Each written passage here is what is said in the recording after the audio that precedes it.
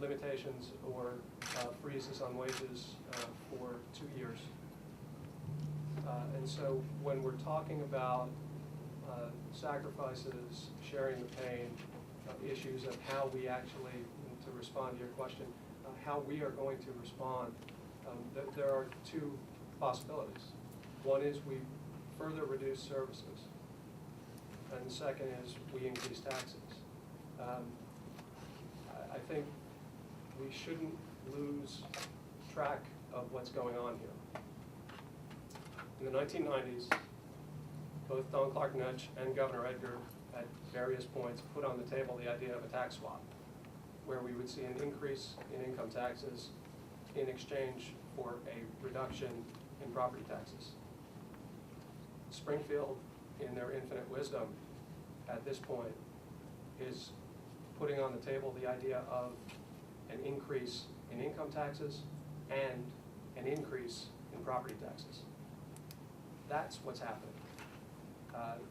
What we need to get to is a point where there are responsible decisions being made in Springfield, and this is on both sides of the aisle, to come together around reasonable, appropriate cost reduction, which is something that every mayor standing up here has undertaken over the course of the last 3 years.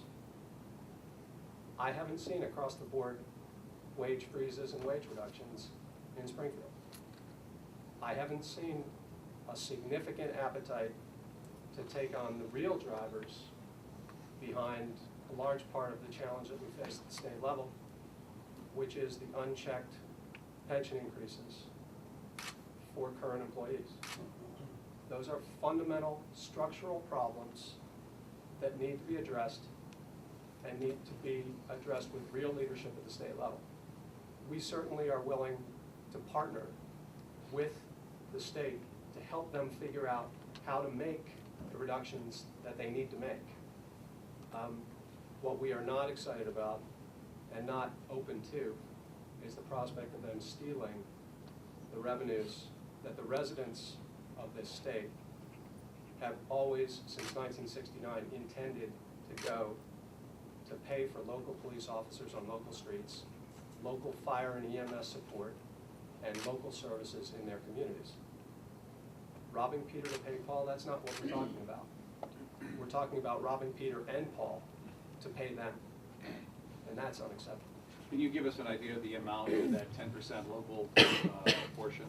That for you, how much? Yeah, for Oak Park, it would be $4.5 million out of right in the neighborhood of $4.5 million out of a general fund budget of 45.6. And how delayed are you already on? Well, the same as everyone else. We all get our local share component at roughly the same time. Yeah. So it's in the 3 to 6 month window. We've got to float that, figure out how to be able to pay for that. If it was yet further extended, as a number of mayors have referred to, there's a real dollar cost to that, and that's borne by local taxpayers. And just clarification, municipalities did not share in the latest income tax increase. We will cut out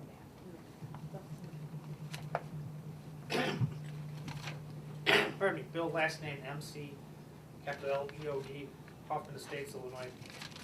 One of the things that hasn't been brought up yet is that when the income tax was originally put in 1969, the deal was brokered by Mayor Daley, other mayors in the state to garner support for the income tax, which was very controversial and ended up costing Governor Ogilvy's re-election effort, was that 10% of that would come back to local municipalities for services. And that's been changed with the recent increase, so now we're down to 6%. Now we may go down to no percent. And Hoffman Estates, very similar to our Oak Park, it's 10% of our operating budget, 10%. We've eliminated 60 positions in Hoffman Estates. I laid off 4 police officers. And it would be devastating to lose this money also. From a standpoint, we're home rule. We could theoretically raise property taxes. I have 850 vacant houses in Hoffman Estates right now. So we may theoretically be able to raise property taxes. How do we do this when people are struggling to stay in their houses? Or increase that number dramatically? So from a very real standpoint, no, I can't increase property taxes either. And the state may be counting that, but there's no way we're going to be able to do that. We can't do that to our people. Other questions? Who have you been in talks with down in Springfield? Is there some state legislators that are on your side? We've talked to everyone, and you look at this group here, we're continuously down in Springfield, so I can't speak specifically. But I think it'd Would be you fair like- to say You were that, the latest there yesterday. there's a number of members of all the different houses on both sides of the aisle that are with us, and then there are those that aren't.